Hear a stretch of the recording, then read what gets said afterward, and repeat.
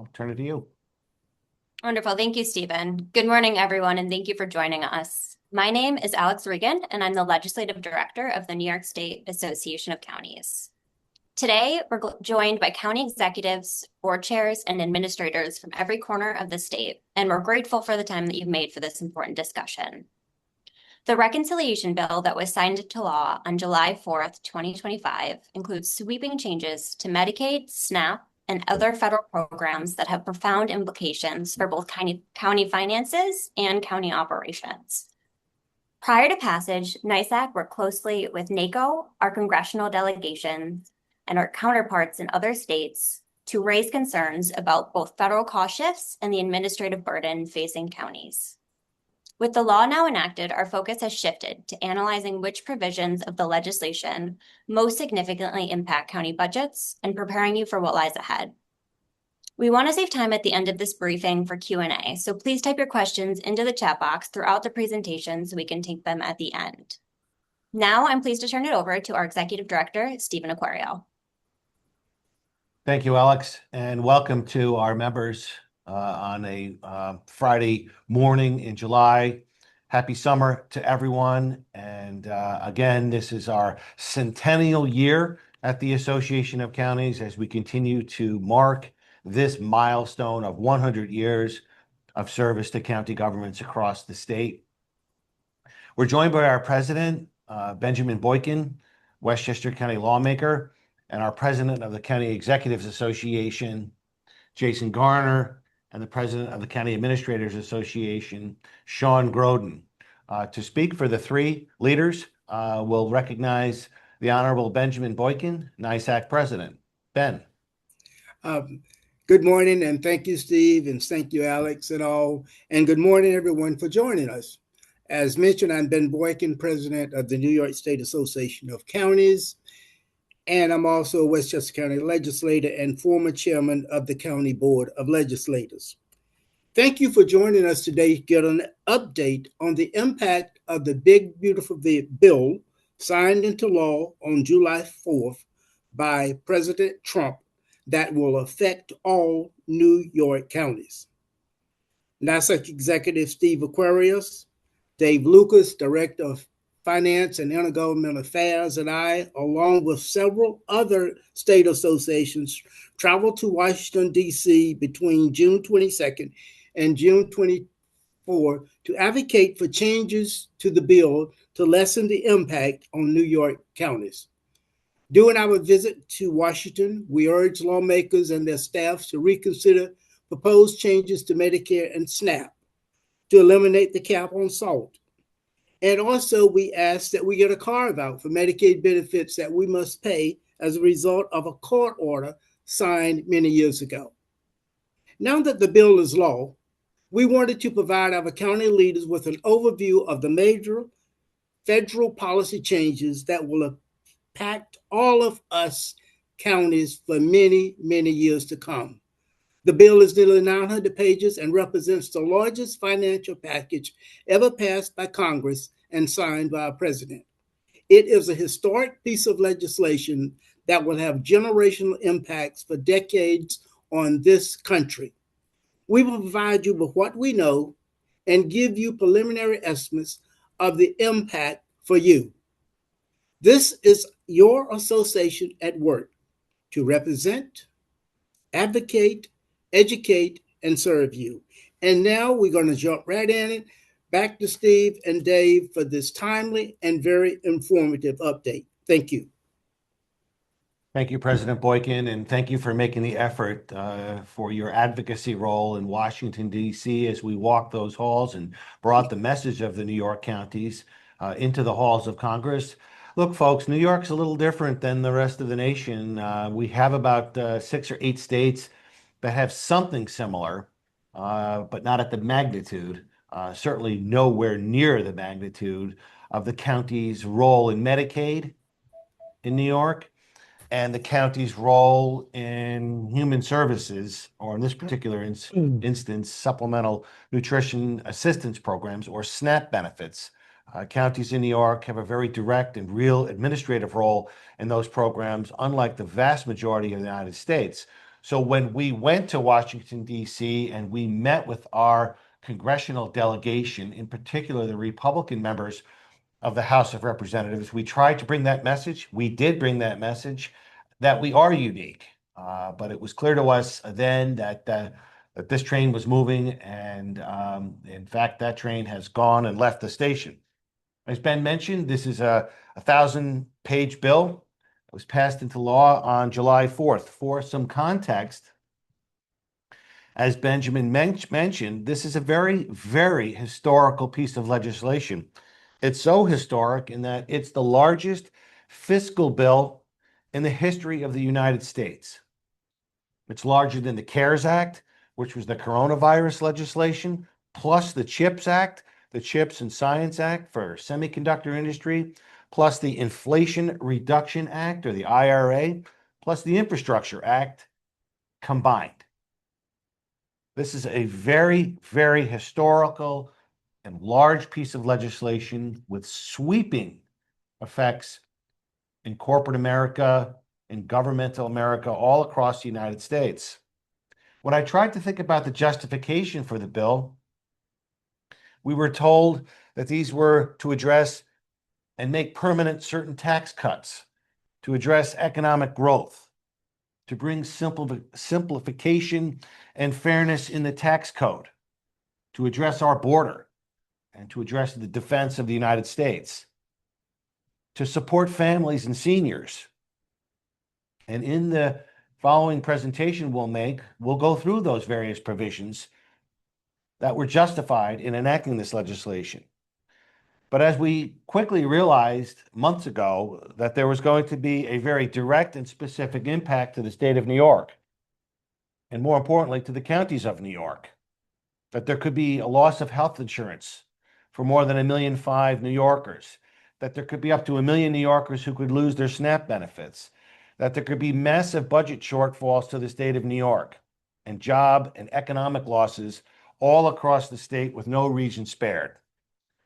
We're not exactly sure of what's going to happen in this state, but those are the things that we are watching as we unpack this legislation over these next few years, and in particular, what is the county level fiscal and social effect?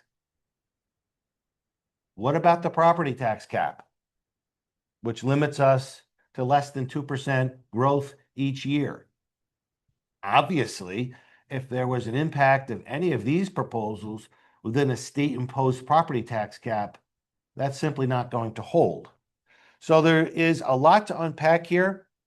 For further context, we have about 19 Democrats in the United States Congress that represent us, representing about 38 counties. We have 7 Republican representatives in the House of Representatives, representing about 24 counties. So our state is widely represented by both of the parties in the United States House. 38 counties represented by Democrats, 24 by Republicans. And each of the districts has about a little over 700,000 in population that they represent. So we'll start unpacking this right now. We'll spend about an hour together today going over the One Big Beautiful Bill Act. And I'll start with this overview slide. We have a few slides here that talk about the legislation, the overview. As we try to unpack it, it's primarily a tax cut bill. And in this tax cut bill, there are spending cuts and increases in spending that are necessary to achieve the president and the congressional Republicans' priorities. But this is not the president's bill. Only the Congress can appropriate money. So these are the priorities of the majority in the United States Congress. They align with and support as best as practical the president's views, but this is language that was enacted by the United States Congress. It was enacted under I'd call some strange, archaic internal rules, Dave, called reconciliation. which provide for a very special and unique voting that allows the Senate to move things through a simple majority rather than the normal 60 vote that's necessary under a regular order. Any comments on the method that this legislation was passed? Yeah, this is usually used when one party controls the White House and this House and the Senate. It's been done quite a bit over the last 50 years, and it's just a method of getting legislation through a little bit easier in the Senate. And a unique part of budget reconciliation is it's viewed from a congressional standpoint of how does it impact the deficit? So when you see measures and you see statements about this bill and how much it spends or how much it cuts or how much tax relief it provides, they're always talking over a 10-year budget window, which is a pretty big window to be making estimates in. So they're usually directionally appropriate, but they're not always completely accurate over the 10-year time horizon because there's a lot that can happen in the future. So when you see something that says it potentially impacts the deficit by $1 trillion, we're talking about over a 10-year time frame. So you just need to remember that's the inside baseball on how they talk about budget reconciliation in DC and how they recognize the impact on the federal budget. Okay, if we can go to the next slide. So some top line numbers here. Again, very historic, as Ben mentioned, piece of legislation over, as Dave mentioned, over a 10-year time frame. The revenue involved with this legislation, $508 billion, increases the deficit 3.3 trillion to the deficit of the United States over 10 years, raises the debt limit by 5 trillion or 14%, reduces Medicaid spending over 1 trillion, and reduces supplemental nutrition assistance programs or SNAP by 186 billion over that 10 window. We had some wins in this legislation in the process. We're not out of the woods yet with these particular provisions. As we fought for them in this reconciliation process, Dave, they are likely to return over the next several weeks, months, to address another reconciliation or round of legislation that could affect these priorities. For instance, we preserved the municipal ability to issue municipal bonds. Tax exempt status is preserved. A delay in the SNAP implementation by 1 year. Cap on salt was increased to 40,000 for a 5-year period. 10-year artificial intelligence regulation moratorium was preserved. They were going to prohibit the regulation of artificial intelligence.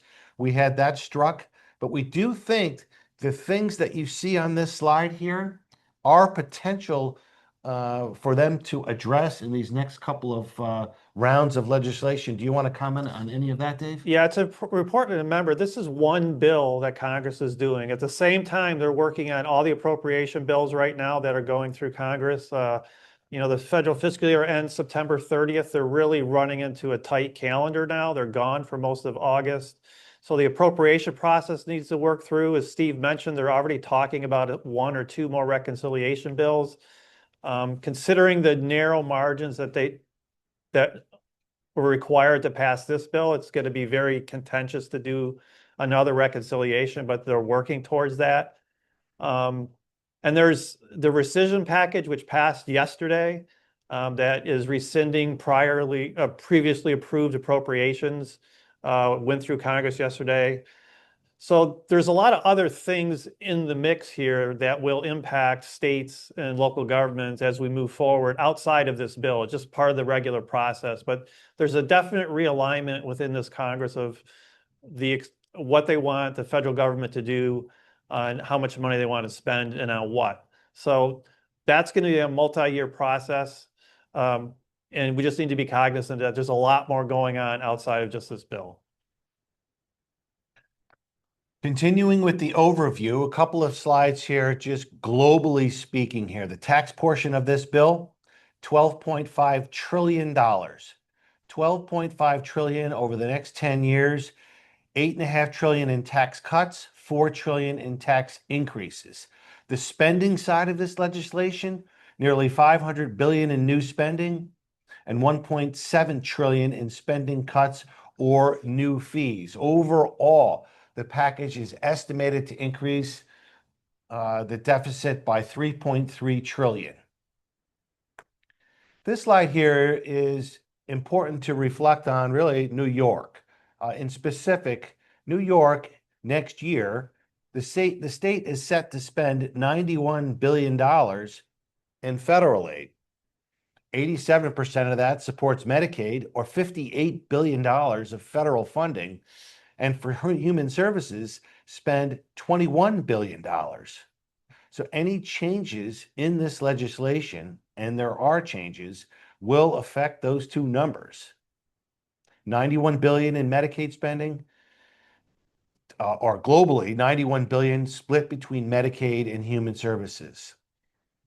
So for planning at the county level, for planning at the state level, they have to look and see what needs to be cut, which programs and services in Medicaid and human services need to be scaled back, which should continue to deliver services at a new cost, which entity, the state or the counties. Is the state raising taxes? Are the counties, through no fault of their own, going to be forced to raise taxes? Will things need to be delayed or canceled if there's any discretionary investments? Or are we to absorb long-term economic consequences as a result of this legislation, all of which unknown? The SNAP administrative costs, our National Association projects about 850 million shifted to the counties of the United States across the nation. We brought to the attention of the House delegation that the New York counties already spend $14 billion per year, or $260 million a week, to the state for Medicaid and human service programs. Some other specific impacts: the rural development grants, over 10 billion eliminated. Infrastructure Reduction Act funds that were rescinded. Inflationary Reduction Act funds are potentially clawed back if they weren't spent or obligated. And elective pay for clean energy. While counties can still use elective pay for clean energy projects, the bill phases out clean energy tax credits that the counties can pursue with elective pay. So those were some. Dave, any comments on this slide here? No. Okay. Into the tax side, moving from the overview globally into the tax side, this 1,000-page bill picked up 107 individual separate tax actions. And you can see some of the list here. We won't go through this list in detail, but they really did address many of the tax cuts that the president campaigned on.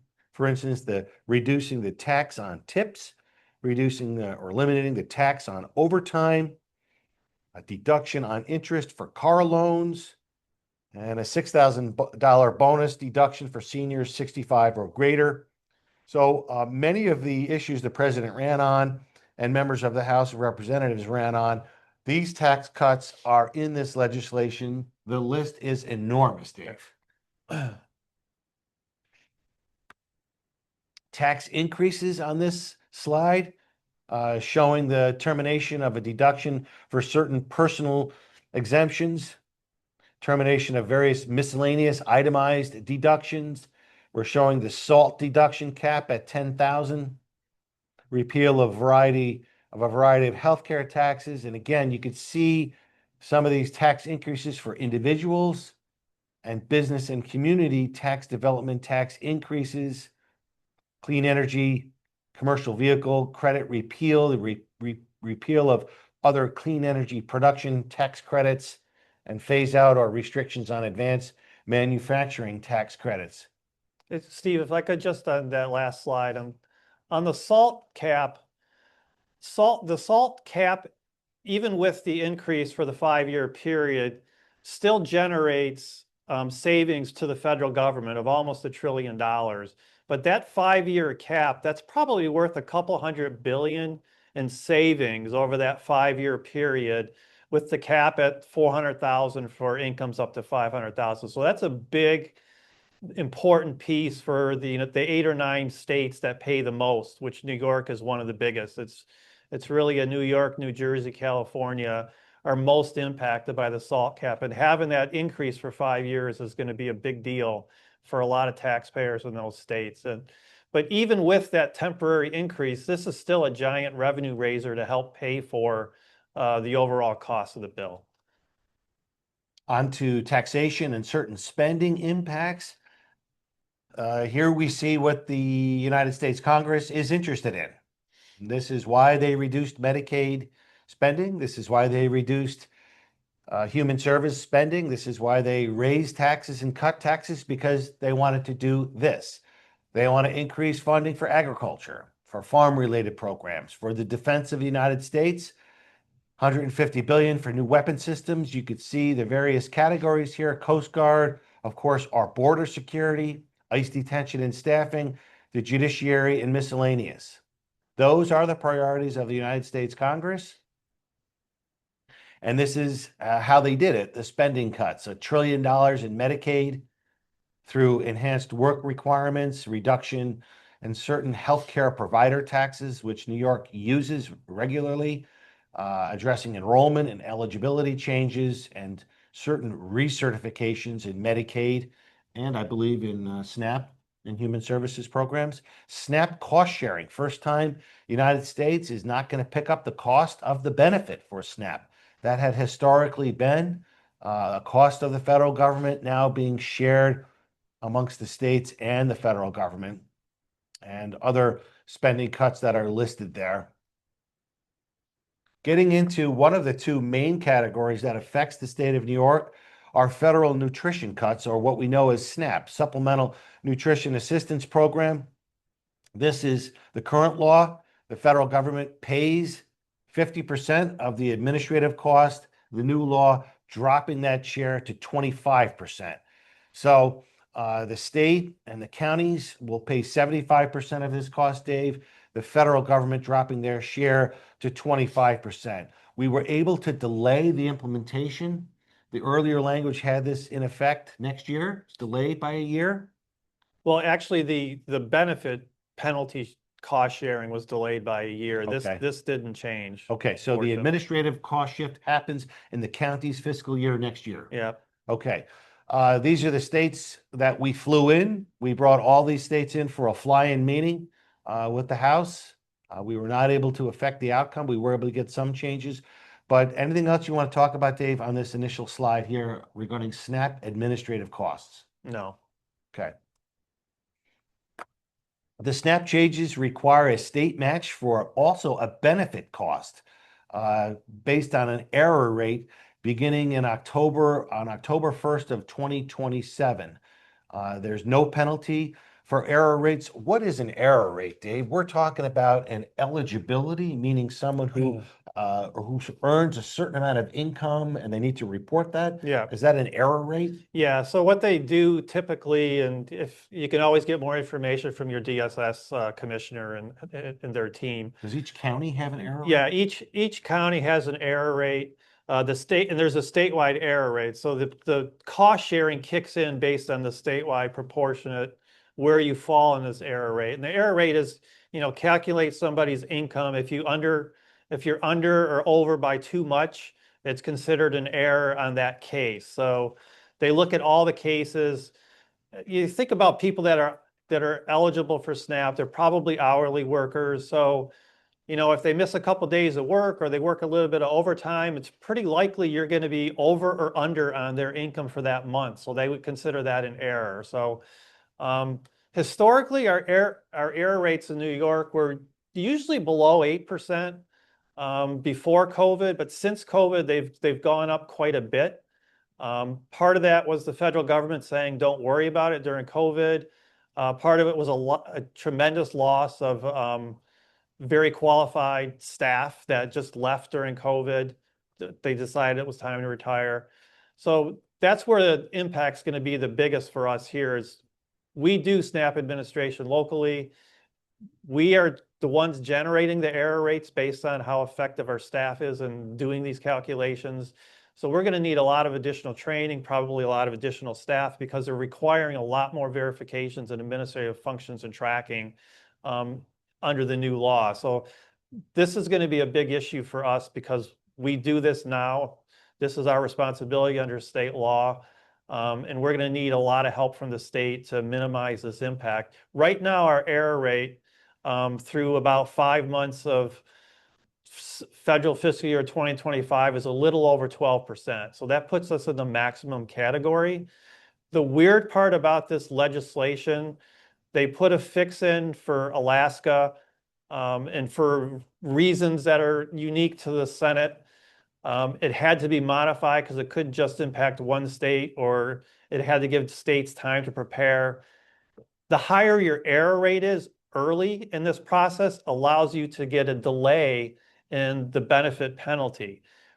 At 12%, that's an improvement over our 14% error rate from 2024, but we're too low at that point to be eligible for a future delay. So we really need to work through this quickly. And it's just a weird nuance of this legislation, what they had to do to get it through the Senate, the changes they had to make. And it's one of these weird things where the worse your error rate is, you're exempt from penalties for a longer period of time.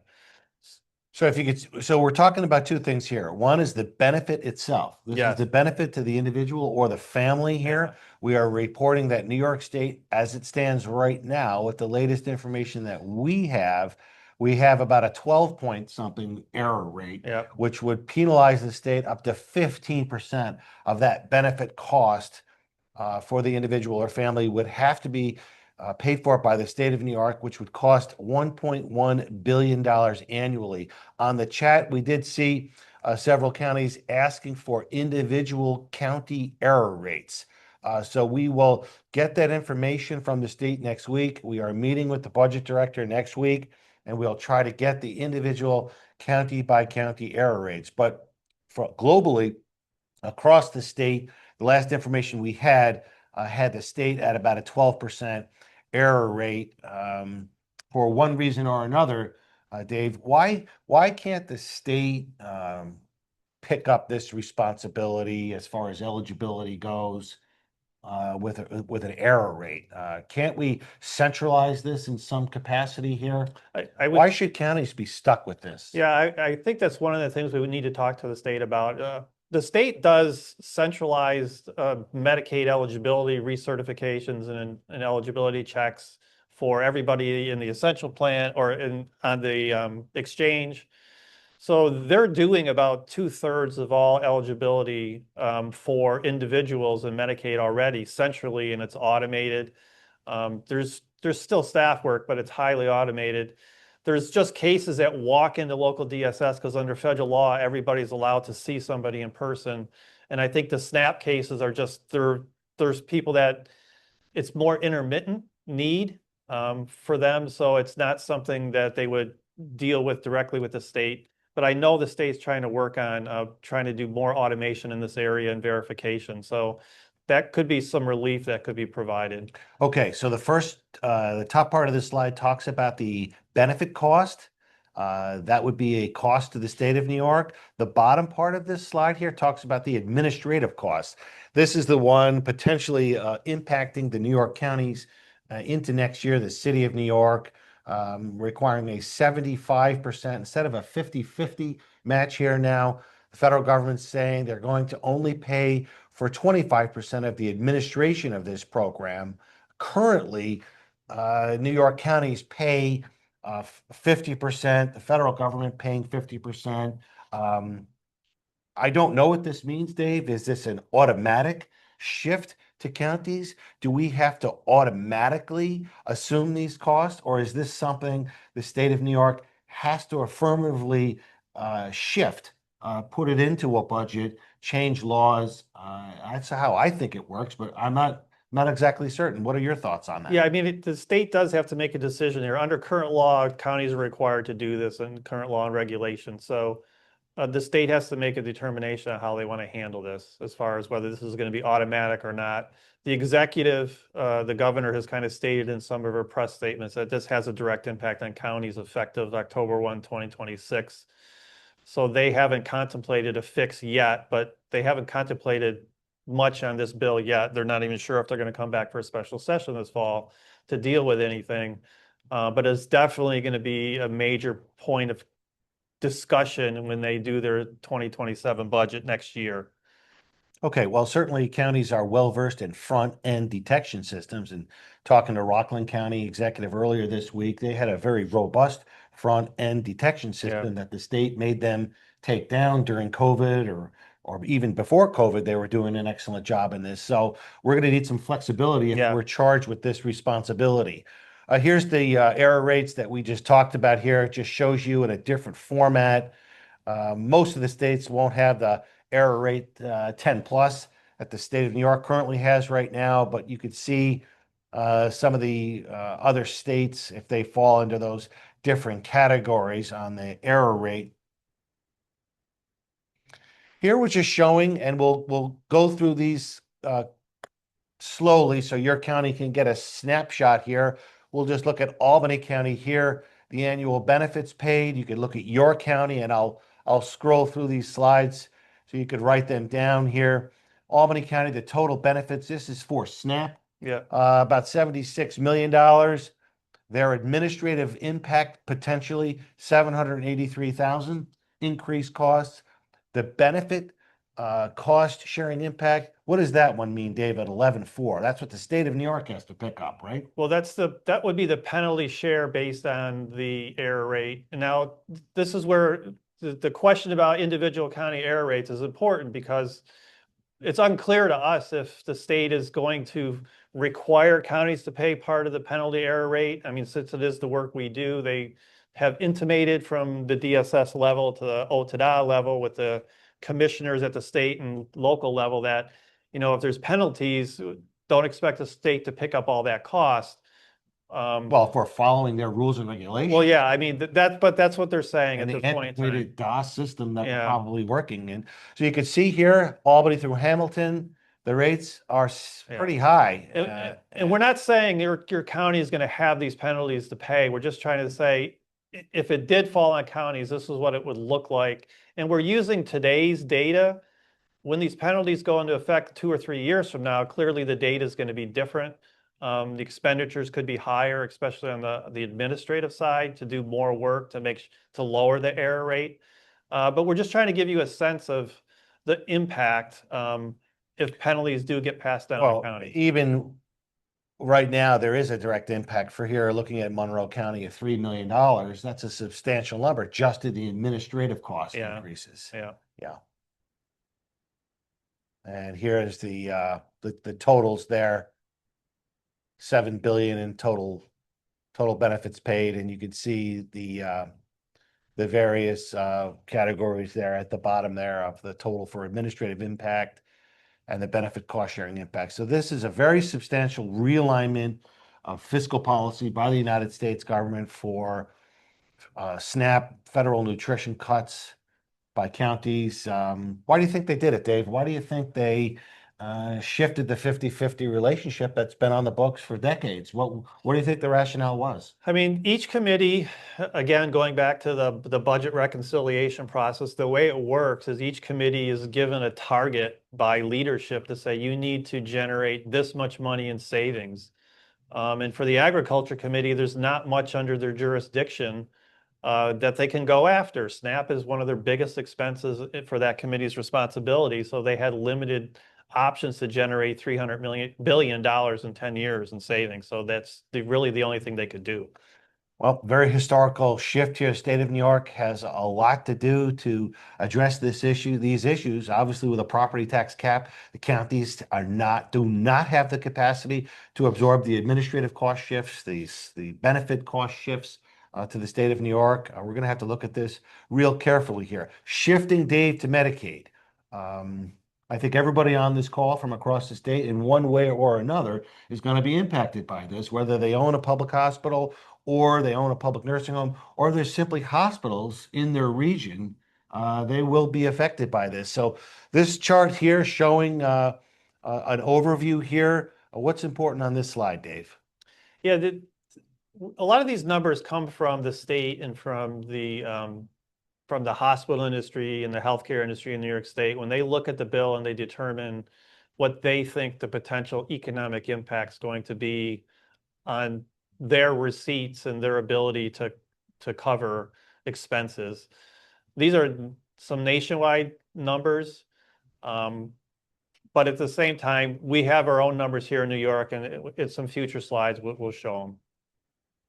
So the legislation implements some new Medicaid eligibility work requirements. There's the savings there in the legislation effective 1/1/27. For each month of eligibility for Medicaid, an individual must fulfill one or more of the following: work not less than 80 hours, complete not less than 80 hours of community service, work program for not less than 80 hours, enrolled in educational programs at least half-time, engaged in a combination of the activities described above for a total of not less than 80 hours. So the federal government trying to get people to stand on their own 2 feet, get out in the workforce, do the best they can to work and be productive members of society. This is very similar to the requirements they made when they did the welfare reform in the late 1990s. There had to be a connection to job training or some sort of work or community service. These are similar. The major difference is the number of people potentially required to do this. It's a much larger pool of people we're going to have to work with. The state has already done some rough estimates of what they think. They think they'll need $500 million in new funding for training staff. We're not sure if that's state staff and county staff. We're hoping it's both, that there's going to be some money there for training. But unlike the SNAP program, we are doing the administrative eligibility. The state here is going to do this on the Medicaid side. Yeah, I think the state, like we talked about earlier, those getting their health insurance or their Medicaid through the exchange, where the state's already doing the eligibility and the intake and administrative for that portion. We think at a minimum that's going to stay with the state, and we're hoping to expand the state's ability to do more of that, so there's less that the county has to do. Other provisions in the Medicaid changes, rescinding eligibility rules that were put in place under the former president, increasing eligibility checks and verification, reducing the period for retroactive eligibility, rescinding nursing homes, staffing regulations. These would look like some pretty important policy areas that were changed, Dave. Yeah, I mean, from our perspective, this is like a future impact. So when you say 170 billion in federal savings by not implementing these rules, I mean, what the Biden administration was trying to do was trying to reduce the amount of paperwork and administrative burden and make it easier. And once someone got on, they could stay on longer. This Congress wants to go in the other direction and make sure on a regular basis you're checking more frequently. But by changing the Biden administration rules, it's really not a direct impact on anything we're doing today. It's what would have happened in the future. And because they're not doing it, they won't spend this additional money because there'll be fewer people on the rolls going forward. Well, one of the larger issues that hit the New York State budget, perhaps New York counties with nursing homes or public hospitals, and certainly the hospitals in their community, was the reduction and the phase down of the ability to implement a provider healthcare tax. Why don't you unpack real quickly, Dave, what is a provider healthcare tax and how does it work and why did the federal government do this? Yeah, the federal government had concerns over this program for a while. I mean, it's been around since the early 1980s. Most states use it. Yeah, almost every state uses it, mainly for hospitals and nursing homes. So what happens here is the state, any state can do this. They'll look at a particular segment of their healthcare system, let's say hospitals, and they'll prescribe a tax against the entire hospital industry of a certain amount. Let's say it's 2% of their gross revenue. And then that money is used to as match against federal Medicaid spending. So when the federal Medicaid dollars come in against the match that's been generated by the healthcare provider tax, the state uses it to increase rates to hospitals to help them, especially those that are struggling. So it has to meet certain standards at the federal level. You know, it has to be broadly applied, and it has to be evenly, not evenly, but distributed in an appropriate way across the state. So the burden is not just on one type of hospital or one type of hospital payment or nursing home payment. But it's commonly used in most states to help enhance rates to facilities that are struggling. So this will be a big impact. These cuts don't happen until federal fiscal year 28. So there'll be time to look at this. This is a really big one, and the hospital industry is the most concerned about this proposal. Limits on state-directed payments, caps new state-directed payments at 100% of the Medicare rate. Anything here for the New York counties that we should be concerned about? It's not a direct hit on counties. You may be benefiting slightly if you own a facility from this, where the state pays a little bit higher rate than Medicare. That won't be allowed anymore going forward. Again, this is another issue that the hospitals and the service providers are pretty concerned about. Okay, this going back into the Affordable Care Act in 2012, Dave, the Congress at that point in time and the president recognized states that were early innovators, gave credits to certain states like New York, who had been an early innovator in these areas, put in place essential plans. New York did this Affordable Care Act. It's called the New York Essential Plan. There's over 1 million New Yorkers that are enrolled in this plan right now. What did they do here, and why should counties be concerned about the essential plan cuts? Yeah, the biggest concern, this isn't a direct financing issue for counties. It's more of an indirect impact of what's going to happen. This kind of describes what the plan is. Let's just go to the next slide. This is kind of the background. What's happening here is that the federal government pays 100% of the cost of this program under the ACA, and they basically do it by providing what they call premium tax credits. And those premium tax credits are used to pay the providers, in essence, for each eligible person that's enrolled. And as we said, we're talking about people with incomes under 250% of poverty that meet certain standards today. They're cutting in half the subsidy amount coming into the state, which is really going to have a lot of impact on the program. And as Steve mentioned earlier on at the beginning, we do have some court orders from 2001 that when these people lose eligibility under the essential plan, the state will be forced to pay for entirely state-only financed Medicaid for that population that loses that benefit. That's a court order. We can't get around that. This is one of the financial plan impacts the state has to deal with over the next 2 years, because they will be required to pay for this cost when these people fall off the rolls, because there's just not enough money in the system anymore. So some other statewide healthcare industry impacts being reported by the governor, by the Greater New York Hospital Association and the Hospital Association of the State of New York. We're just showing what others are saying with the impact in New York, losing health insurance, uncompensated care in the hospital system, workforce impacts in hospitals. Seems like the hospital industry itself is going to have to go through a realignment, Dave, over these next 5 years. Yes. With respect to these federal changes. Again, just showing here New York's impact, uncompensated care increases, perhaps a 911 system at the county level would be impacted, and then showing some other bullet points here in New York. Some county concerns here globally.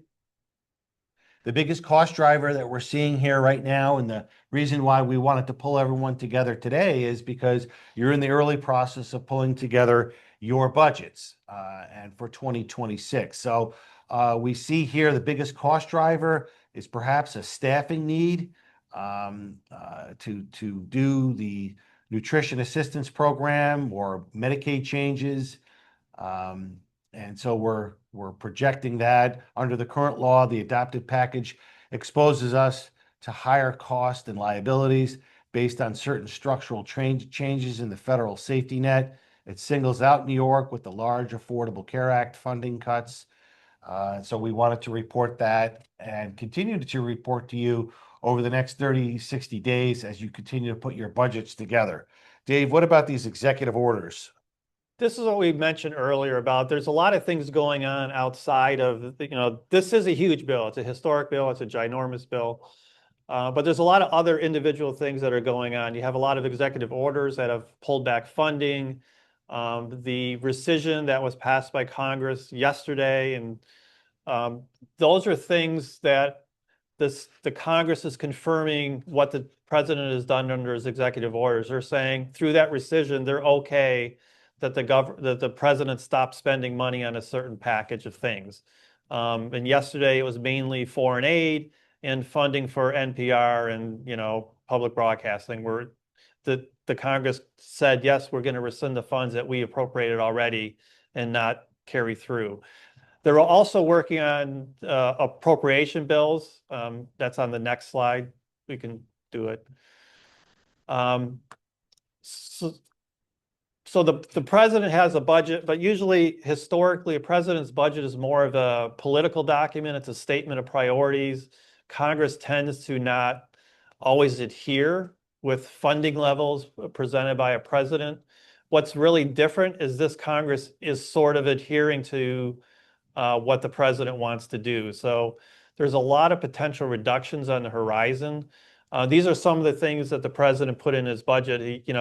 Eliminating the CDBG, eliminating the Community Services Block Grant. He zeroes out LIHEAP. There's a lot of other funding cuts. 50% reduction in EPA funding. These are all part of the president budget. Congress is working on the appropriation bills now. They're following in the footsteps a little bit, but for the most part, they're not abiding completely by the deep cuts the president has put on the table. But there's more stuff to come. You want to carry through, Dave, on this last slide here? Yeah, this is sort of where we are. As I mentioned, Congress has till the end of September to finish all their appropriation bills. Congress really hasn't done their job in appropriations, and it's been a couple of decades where both houses have passed every one of the 13 appropriation bills individually. It's been a very long time. They usually end up doing a omnibus package or lumping bills together because they can't pass one at a time. They'll pass four. That's what the Senate is considering doing right now. So my guess is I don't think both houses will be able to pass all 13 bills again. They'll have to do a little mini bus or clump some together around the end of September, and it's highly likely they'll do a continuing resolution. The big problem that the Senate has is they can't use reconciliation to pass an appropriation bill. So they're required to have 60 votes in the Senate to move appropriation bills. And they have to be bipartisan in that process. So that's what's likely going to happen. The main reason there'll be a softening in some of the president's proposed cuts is because they can't get those cuts through the Senate. Dave, on this slide here, the president using an executive order to cancel, if you will, ARPA, public health funds. What does this mean for funding that was allocated as of December of 2024 that must be spent by December of 2026? Do we know? There's a question that came in here that asked about that cancellation of ARPA public health funds that was allocated again as of 12/31/24 through that 2-year time window. I'd have to go back and check. These may be funds that are related more to vaccines and things of that nature and not necessarily ongoing staffing costs. But I'll have to go back to that executive order and look at it in more detail. Okay, we put a link to these slides on the chat there. You feel free to pass them around to your board, county executives, and department heads. If a county has to exceed their property tax cap, there's a question coming in. Let me just finish the presentation. We'll take a few questions. Alex, if you're with us and can unmute, Looking ahead, how do you see the United States Congress acting here with this closing slide? Yeah, absolutely. So as Stephen and Dave have both indicated, there is a lot happening at the federal level outside of this reconciliation bill. There is the possibility that we could get one or even two more reconciliation bills. In addition to this, we're following the rescission and then numerous policy initiatives that are happening either at the behest of Congress or through executive order. Two that I want to highlight on this slide are the AI moratorium and the EV registration. Notably, Congress, as part of the reconciliation bill, and this was specifically the House, tried to put a moratorium on state and local laws related to the regulation of artificial intelligence. That was not included in the enacted legislation, but it's something that we should expect to come back and be a discussion in Congress going forward. Additionally, there was a lot of debate about electric vehicle registration and whether there should be a fee imposed on EV and hybrid vehicles to help make up for declining gas tax revenues.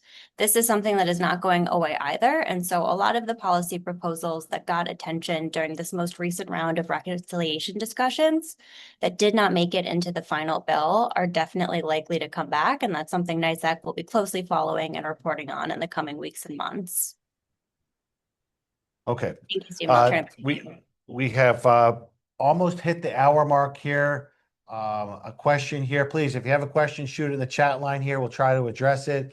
If a county has to exceed their property tax cap to fund any of these new provisions that are coming down, there has been a discussion about the state providing a financial waiver to counties so that we don't lose raise the age state funding. I always thought that provision of raise the age was very stupid, Dave, that they put in there if we raise the property taxes, we would raise the age funding. It's absolutely a stupid provision. Yeah. We should repeal that in its entirety. But the caller here talking about what about that property tax cap, and is there some sort of waiver that we could get around because of these federal actions? Yeah, I mean, it's something we need to discuss with the budget director next week and the executive.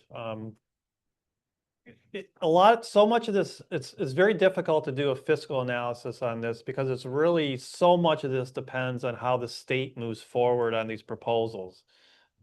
Do they share the pain or do they spare the pain on the local taxpayer? That's going to be a key issue here of how they want to move forward. Dave, another question coming in here about this is Onondaga talking about the state, releasing revising the Medicaid cap, and what are our expectations with the Medicaid cap? Obviously, that Medicaid cap was put in place in 2012 when the Affordable Care Act was implemented. This is one of the most important provisions by the state of New York for counties in a generation since the program was enacted. That is going to be number one issue for us. And to preserve that Medicaid cap. So yeah, I mean, it's really important to understand the linkage between the Affordable Care Act and the Medicaid cap and that funding stream that is now no longer available to the state to cover that portion of the population. Some of the ACA, there's, I think, up to 2 million people that are covered in Medicaid today are funded under the Affordable Care Act provisions. So it's a really big number. The premium tax credits didn't directly pay for those folks. It paid for other people in the program. But there is going to be an impact, and we are very leery of anything happening to that cap. And we're all need to work together to oppose that very aggressively with the state. Dave, just a caller asking about this, or a member asking about this SNAP chart here. Let's unpack this again here. This chart is simply showing the impact of the benefits paid in St. Lawrence County.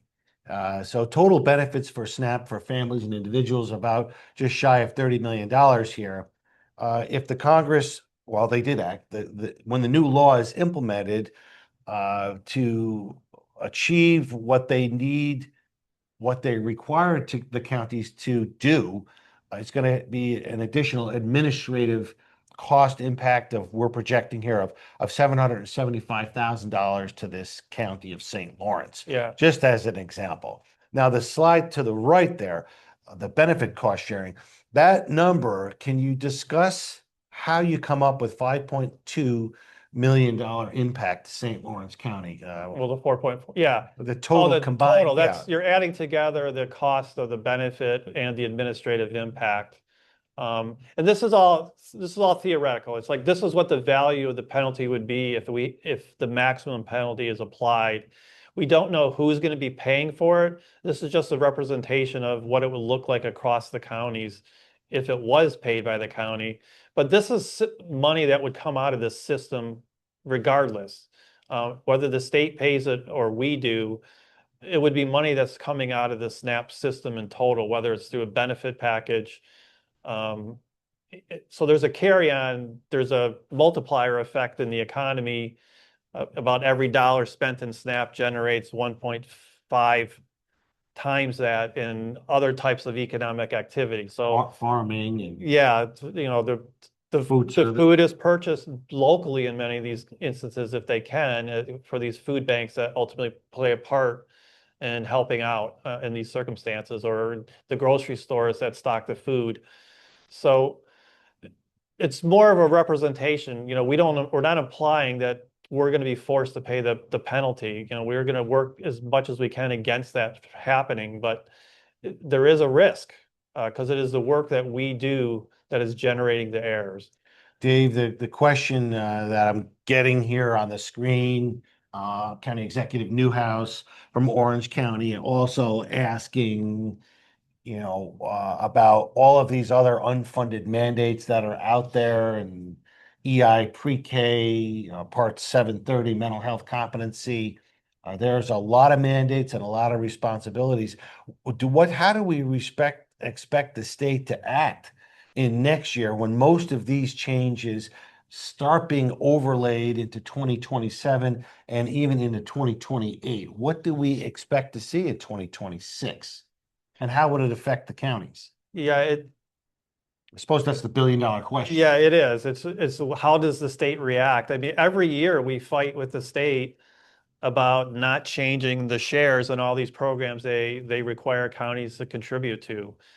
It's going to be more of the same, but there's more pressure on the state financial plan now going forward because of the federal changes. So we're just going to have to be more diligent and work harder to make sure it doesn't happen. Any funding changes to EAS? Yes. And we're not sure what EAS stands for. If you could type that in and we can try to address that. But again, realignment here of Medicaid eligibility, work requirements, similarly in SNAP provisions. It sounds like common sense in some instances, perhaps in the implementation of those potential common sense provisions by the Congress. It doesn't become such an easy implementation or common sense whatsoever. But we will be working with the state of New York to effectuate this new law, protect the counties of New York on any cost shifts. Certainly mid-year cost shifts is on our mind next year as you implement your budgets in September, October, or November of this year. We'll try to get you the best charts we can, the best information we can. We'll work with our governor to protect the counties, to protect the state of New York. I don't believe there was any changes in the essential air service, which was EAS. Okay. That was part of this legislation. That could be in the next couple of rounds as they begin to address other issues. What I saw in here, Dave, mostly Medicaid, healthcare, SNAP benefits, and then, of course, the income tax side of it, corporate taxation and spending cuts in other areas. But we will look at that issue with essential air. And that will conclude today's presentation. We will circulate these slides. Thank you for all you do in county government and taking care of your citizens and protecting the people of the state of New York. We'll get these slides out. This is our centennial year again. Benjamin, I'll leave it to you to close and welcome everyone to the NYSAC conference in September in Niagara County. Ben, to close. Yes, thank you, Steve, Dave, and Alex What a fantastic presentation. You provided a lot of information. It's preliminary. I know you'll be meeting with the governmental officials in New York State next week. We'll, over the next couple weeks, months, be getting additional information and all that we can use at the county levels as we're preparing the budgets for 2026 and beyond. And remember, these numbers that you see now, which are preliminary, will only grow over time because of increasing costs and because of inflation. So you have to take that into consideration as you're looking forward and forecasting your budgets out in the next several years. I want to also welcome you to Niagara Falls, September 8th through the 10th. We will be there for the centennial celebration, celebrating 100 years of NYSAC for service to the people and the counties of New York State. Thank you very much and enjoy your day. Thank you, everyone. That will conclude today's webinar. Thank you.